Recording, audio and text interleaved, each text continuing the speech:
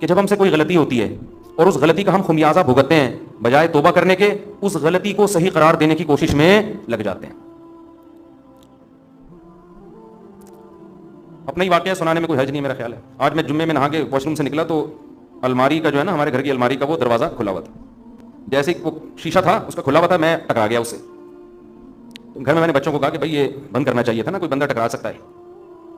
تو GHQ سے جواب آیا کہ خود بھی انسان کو دیکھنا چاہیے.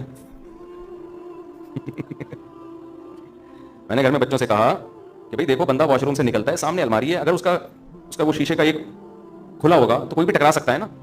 تو GHQ آپ کو پتا ہے آرمی کسی کے سامنے جھکتی اور دبتی نہیں. تو GHQ سے فون رپلائی آیا کہ انسان کو خود بھی دیکھنا چاہیے. تو مجھے ٹکرانے پہ غصہ نہیں آیا، جو GHQ سے رپلائی آتا ہے نا، غصہ تو نہیں خیر، لیکن اس پہ میں نے کہا دیکھو بھائی ویسے اصول زندگی گزارنے کے سیکھنے چاہیے.